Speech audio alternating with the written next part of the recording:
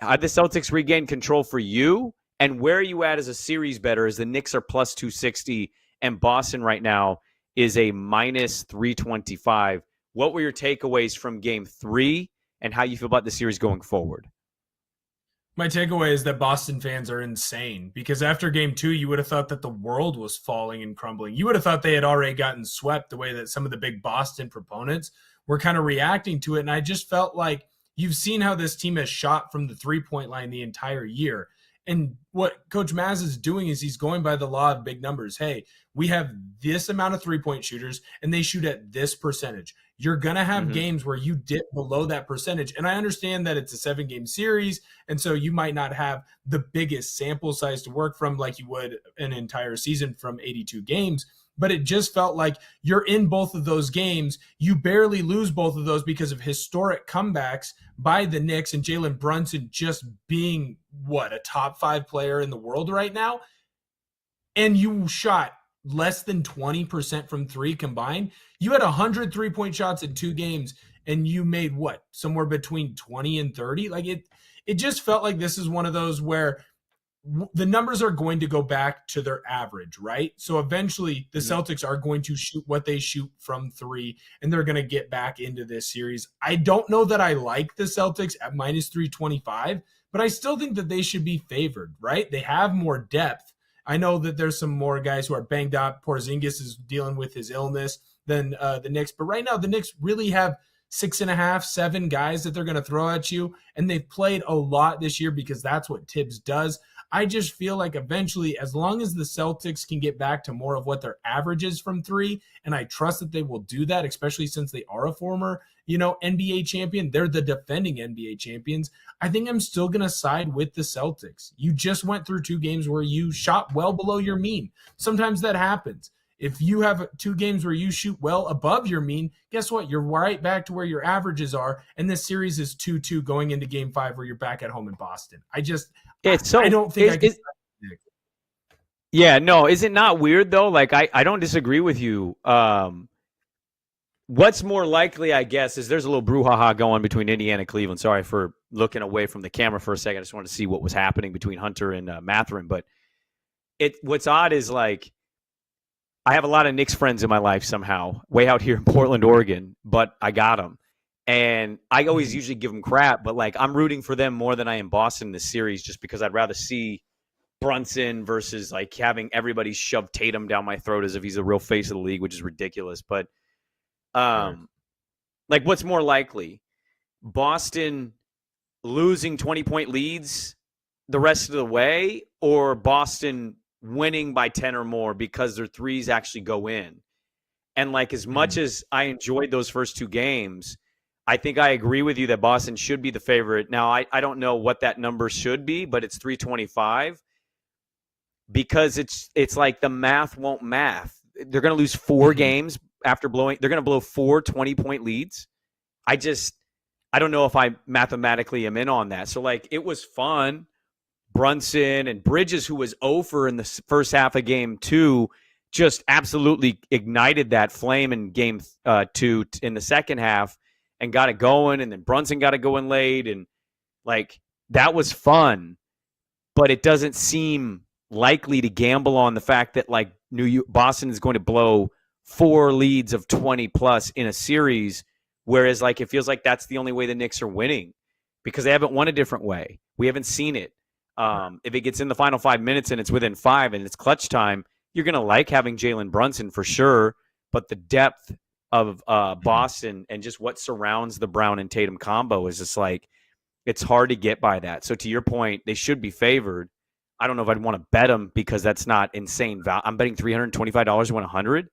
But like, you just got to take math and just like 20-point leads blown 4 times in a series doesn't seem likely. Now, we'll see what game 4 ends up being, but Boston being the favorite shouldn't be a surprise, but it does make sense for sure. I also think, too, that, like you talked about the way that they win, right? Like Knicks had to come back from 20 points down twice. How often does that really happen? Look at the 3-point, percentage from Boston shooting in that series. They shot 2 of their worst statistical games from 3 all year. Are you banking that they do it 2 more times in this 7-game series? Are you really banking on them doing that? Are you banking on the Knicks saying, we're going to come back in the fourth quarter where we're down by 20 and just go off? It's clear that the Knicks have some clear matchups that they're exploiting right now. OG Anunoby is doing fantastic work on the defensive end against Tatum. For whatever reason, Tatum really seems to struggle against OG. So there's a hat tip there, right? Jalen Brunson, he has been one of it. Well, he was the clutchest player this year in the NBA. And you can see why, because he's finding different ways. Some games he's doing it from the 3-point line. Some games he's doing it with intelligence, getting to the foul line, right? Sometimes he's doing it by finding the open man and they're making shots. Mikal Bridges has been great in crunch time defense. That steal that he had to end game 2 on Tatum, I don't know many players that can make that play, and he put himself in the right position there. But to continue to bank on the Knicks finding a way, thinking that the Knicks have found the secret recipe, the winning formula to beat this Boston team again and again and again, I just don't think that I've found it. Like right now, your recipe is what? We're just going to bank in the second half that they don't make any three-pointers, and then in the fourth quarter they get tight, and Tatum and Brown take ill-advised shots the entire time? I just don't see that being a winning formula for the rest of this series. It doesn't make sense in my head. Maybe it happens. It just doesn't make sense in my head.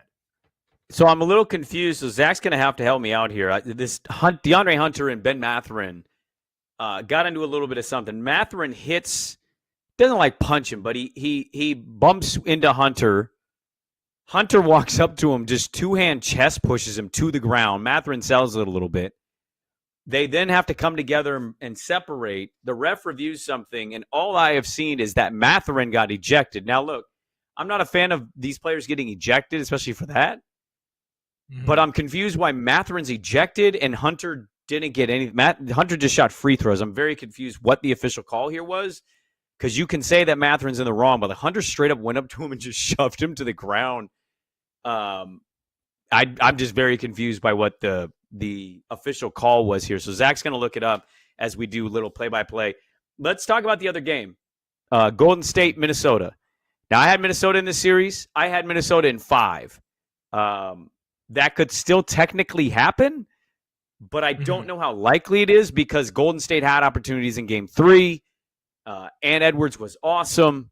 He went absolutely insane in the second half, and his 30-plus burger carries the T-Wolves to a series lead. Now, there's still no Steph Curry. I don't think we're going to see Steph. I think if we do, I'm not convinced he's going to be Steph. So, if anything, he's a distraction that Minnesota will quickly figure out as a distraction. But where are you at on Minnesota? They're a minus 1,000 to win this series now, and Golden State's a plus 625. What did you think of game 3? And are you expecting Minnesota to win this in 5? What do you expect for game 4? Monetarily, I'd like this game to get to game 6 just because I have this series going over 5.5. But I also bet that before Steph Curry got hurt.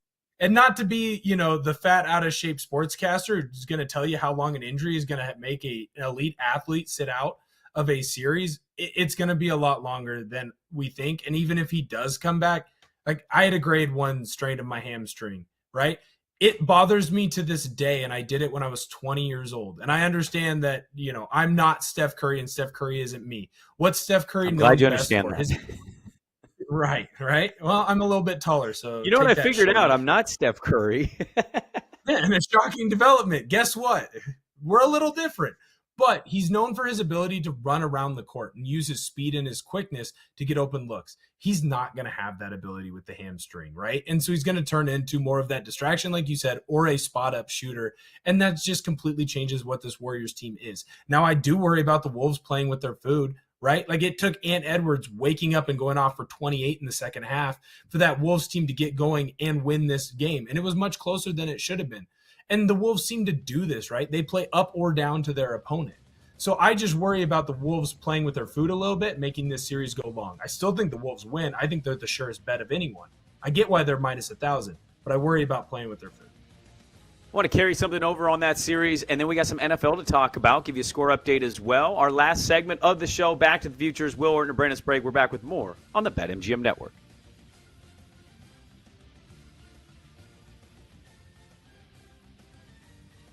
Back with Brandon Sprague and Will Ortner on the BetMGM Network. Download the app today. Please gamble responsibly.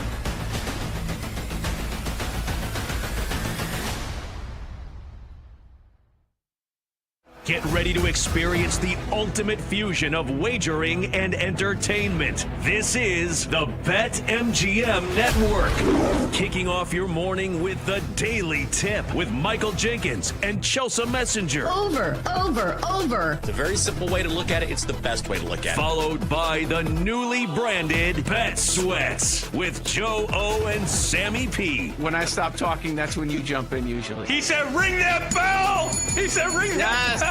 Then it's You Better You Bet, hosted by Nick Costos and Femi Abebefe. Great teams and great players get a whistle. It's happened forever. It will continue to happen. Capped off every night with the electric Brad Evans and Ryan Horvat on BetMGM tonight. Oh, that's a sexy phrase. Quote Dr. Dre, creep with me and walk with me on this one. Welcome to a new era of Wagertainment. This is the BetMGM Network. Please gamble responsibly.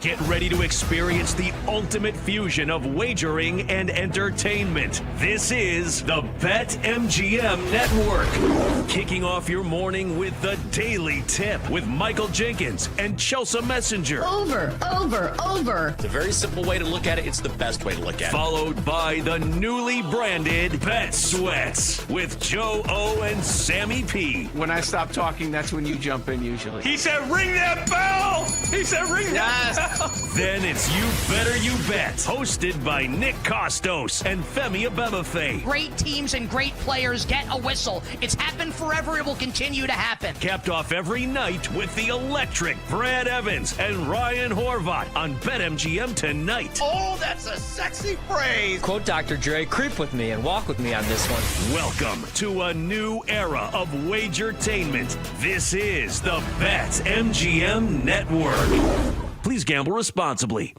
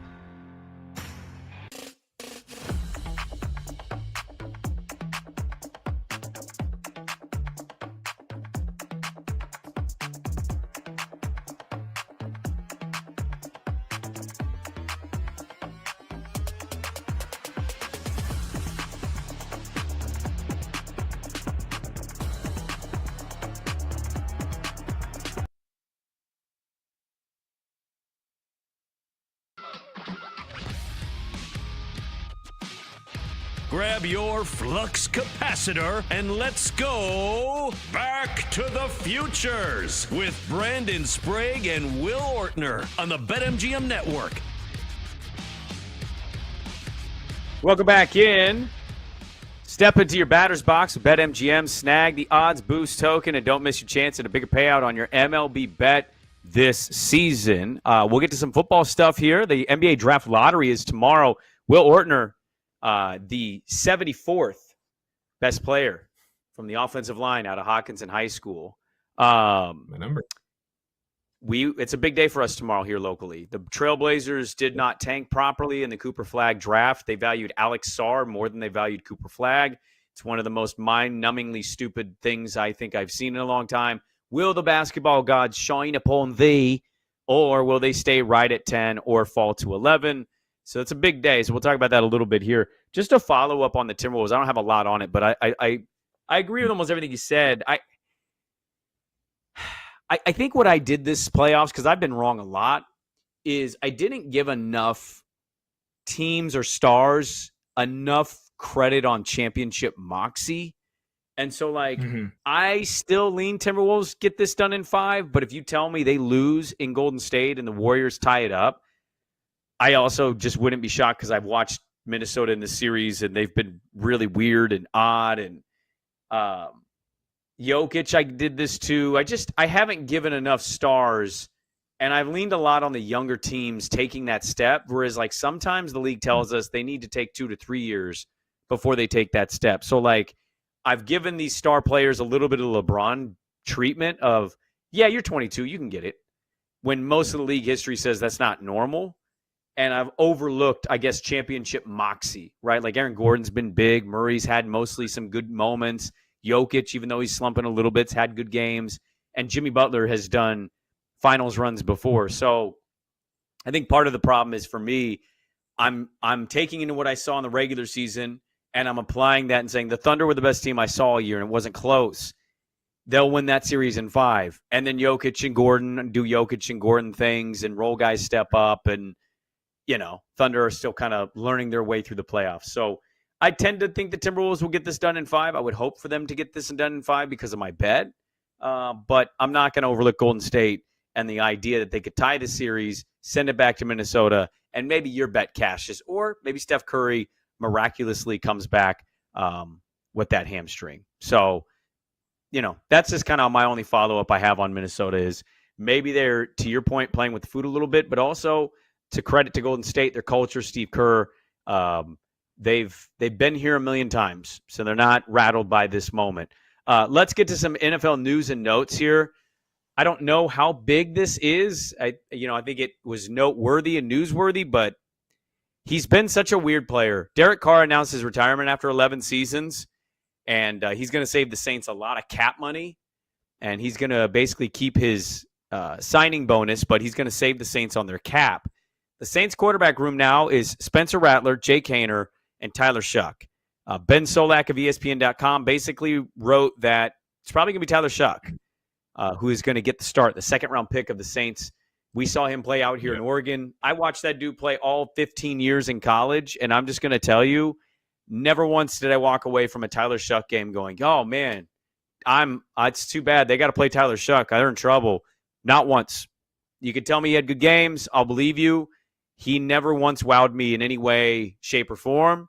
So if he's going to be a great NFL quarterback, it will kind of more prove the point of nobody knows that position and nobody can quantify how you can tell anybody's going to be good at that position. Well, it's the ultimate, how do you fit with the system that's going to be built around you? And the reason that the Saints went with Shuck, I think everyone in that organization knew what was about to happen. They knew that Carr was going to retire, or it had come out before the draft that he had his injury issue, and there were conversations about what he'd do with his career going forward. Let's say he doesn't retire on Saturday. He wasn't going to be in the league next year because he wasn't going to play this year because he wasn't going to pass his physical. His shoulder, from everything that I've read about it, is just completely gone to garbage. It's trash. It's shredded meat. It's string cheese in there. And look, sometimes when you have those types of issues with your shoulder, torn labrums, AC joint tears, AC joint sprains, it just goes to garbage. When it's on your throwing shoulder too, he was going to be done and he was out of the league. So they were already looking for their next QB. After watching last year, Spencer Rattler, he's not that guy. Hopefully, he ends up having a backup career where he's hanging around like Chase Daniels. But he's not a starter. I don't know that Tyler Shuck is a starter. But you know what? I would have said probably the same thing for different reasons about Josh Allen, right? The conversation when he came out of Wyoming was, hey, man, that guy makes a ton of great plays. He also makes a ton of horrible plays. His decision-making is poor, but he can make all the throws, and he's as athletic as all get out. Shuck might not be as athletic as Josh Allen, but he can make all the throws. He's a big, tall quarterback. He's got a strong arm. Yeah, he's not as accurate. He's right? 24. He's missed like 2 seasons with season-ending injuries. I mean, I get what your Josh Allen point, but like Josh Allen didn't have this. 3. Yeah, thank you. You're proving my point. Like, I hear what you're saying in some ways. Like, there are anomalies to this of guys like Josh Allen, but I mean, I just he's older and the injury history is already existing. I'm just baffled. And if he's good, I'll come out here on the show and be like, yo, can't believe it. Couldn't have been more wrong. I'm baffled by the idea that that's a second-round pick. I really am. I understand that quarterback was going to be a virgincy and all that, but like Tyler Shuck wowed you so much that you gave a second-round pick to Tyler Shuck. I can't believe it. I'm still shocked by it. And also in the same vein, I don't know if I could have cared less about a quarterback retiring or announcing retirement than Derek Carr, who I don't think has been good for 4 years. I mean, I've watched him play, and nothing about it's been impressive. And middle of the road Derek Carr, who had a nice lengthy career, made a lot of money for him and his family, but never once you were like, oh man, Carr could win the Super Bowl. I don't know if you ever had that moment. So I don't know. Right. I think it's all weird. And I think with Shuck too is this is going to make or break how long Moore stays there with the Saints. Like if he's able to turn Shuck into a serviceable, yes, 100%. Because you're going to give him sucks next year. Let's run through this real quick. If Shuck sucks next year, which I would argue he did in college, and they are in prime position for 1 or 2 pick because they're not good. They don't have a quarterback. Rattler, I don't know about Rattler, and I sure as hell don't know about Haener. Okay? You think they fire Kellen Moore and don't draft a quarterback at 1 or 2? Because I think they could just as easily say, all right, second-round pick was a bit high on that. That did not work. We're in the second pick of the draft. We're going to take the Norris Sellers, who I think is going to be an absolute monster. Or we're going to take Nussmeier out of LSU. Like, you don't think that they would just pivot the way Arizona did from Rosen to Murray, and you think Moore is tied to how successful Shuck is? No, not in that scenario. If your scenario is they are the worst or second worst team, then no, they're not tied. But in my scenario, they're not the worst, right? They're in the top 10 area. And I think that Kellen Moore is going to design an offense, and he's shown that he has the ability to do this, where there's going to be moments and flashes of Tyler Shuck. Remember, they're also in cap hell, right? So they have to get younger. This helped them a lot, actually, this Carr announcement. It did, 100%. But they still have a bunch of guys like Cam Jordan on the defensive side, Alvin Kamara on the offensive side that have clearly taken a step back. And so they're going to have to move on from those guys. Now, if the Saints look at this in that front office and they say, hey, there's a little bit of signs of growth from Tyler Shuck. We want to keep Kellen Moore around with Tyler Shuck and continue to try and grow our team around him. Then, yes, I do think he's going to be tied to him, much like Brian Daboll was for the most part with Daniel Jones. Like, the only reason that Daboll isn't completely tied to Daniel Jones is because he was so horrific in the last 2 years after the 1 year when Daboll got brought in. Because remember, Daboll was brought in to make Daniel Jones become a star or at least a serviceable starting quarterback, and he did for a year.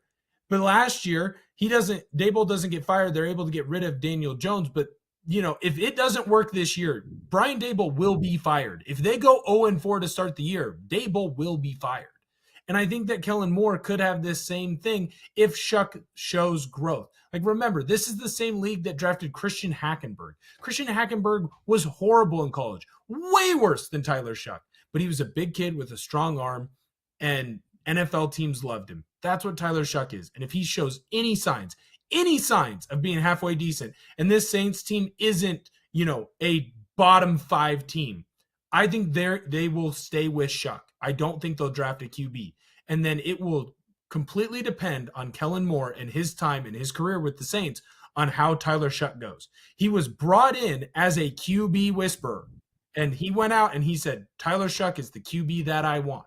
So unless it is a Josh Rosen historically bad pick, and you get to be a 1 or 2 pick next year, he will be tied to Tyler Shuck. Very quickly, Pickens got traded. Pittsburgh traded him to Dallas. Dallas gave a 2026 third-round pick and a 2027 fifth-round pick to the Steelers for Pickens and a 2027 sixth.